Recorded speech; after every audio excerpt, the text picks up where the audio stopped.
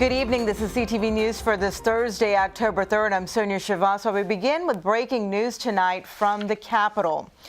The Capitol was temporarily on lockdown today. This after shots were fired outside the building following a car chase. There are confirmed reports that at least one person is injured. As you can see, dozens of officers and police cars swarmed the area within minutes. The incident happened shortly after 2 this afternoon. Many of the employees who were working inside were told to stay away from windows and gain shelter. The exact details of the incident are still emerging, but we know that a female suspect was shot dead by police.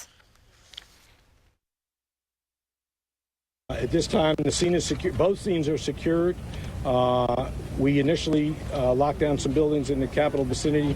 That lockdown's been released. We have no information that this is related to terrorism or is anything other than an isolated incident.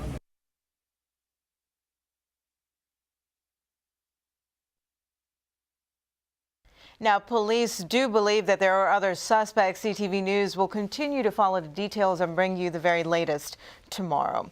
President Obama again said today that the House Republicans are to blame for the government shutdown. The crisis is now in day 3. In many areas, small businesses are beginning to see the economic impact, especially those that have a large number of government workers as their customers. Denise Douglas has more from Greenbelt near the NASA Goddard complex. At the barbershop in the plaza across from NASA's Goddard Space Center, business is down. We probably do anywhere between, each barber probably do anywhere between 5 to 10 people a day. Now we're doing 3 to 5 people a day, something like that. It's the same story at Hershey's Ice Cream just a few doors away. It's always a group, and I know they're all from NASA, so it's like a big chunk, like a big portion of business just gone. Both shops are among the small businesses feeling the pinch of the government shutdown, since many of their customers are federal workers who've been furloughed. Today, President Obama visited a construction company in Rockville to talk about the problem. He urged Congress to act on a budget deal to reopen the government. Veterans, seniors, women, they're all worrying that the services they depend on will be disrupted too. And the worst part is, this time, it's not because of a once-in-a-lifetime recession. This isn't happening because of some financial crisis.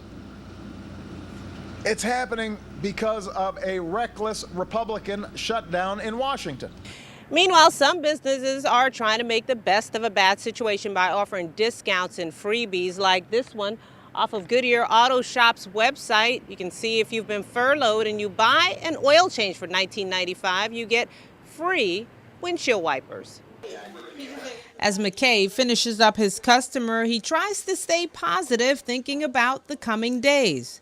So Saturday is normally a very busy day, but because of the shutdown, I think people are trying to stay home and figure out their next plan as far as making more income. And already he's figured out what he'll do to make extra cash and pay the bills if the shutdown doesn't end soon. I guess I'll just have to start coming to work earlier and leaving later. Denise Douglas, CTV News.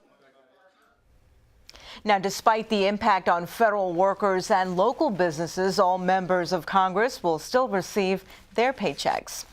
Well, federal workers who've been furloughed can file for unemployment in Maryland. They can do it either online or by phone. The first step is to file a claim to begin getting benefits. From there, they will have to submit information on a weekly basis to get the money. For a step-by-step rundown of how to fill out the forms, you can log on to Maryland Department of Labor's website at dllr.state.md.us.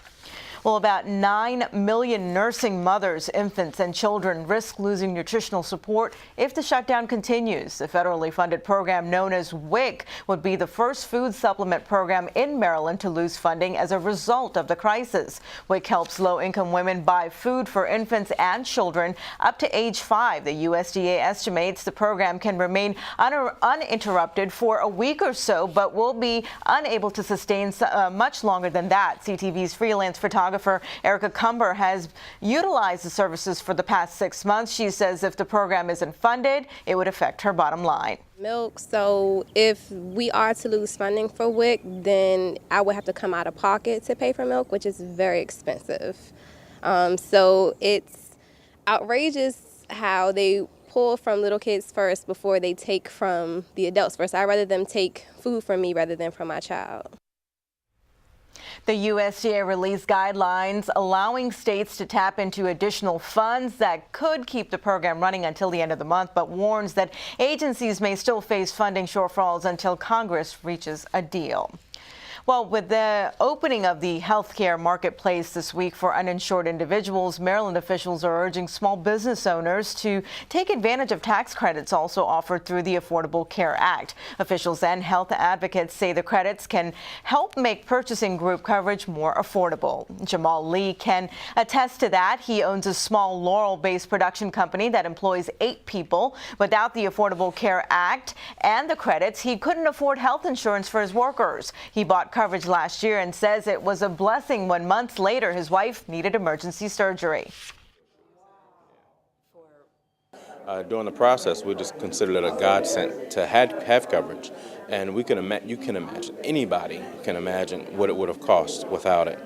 So having coverage in place, health care in place, and the Affordable Care Act, the subsidies and the tax credits in place, they save us money, which ultimately puts more money into the company's pocket.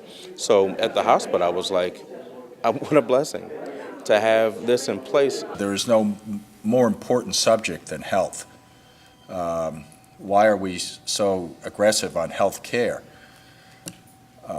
Those of you that have been sick know what I mean. Now, letters were mailed out to more than 5,000 small businesses in the state informing them of the available tax credits. You can also find details on eligibility and instructions on how to claim the credit on marylandtaxes.com or smallbusinesstaxcredits.org.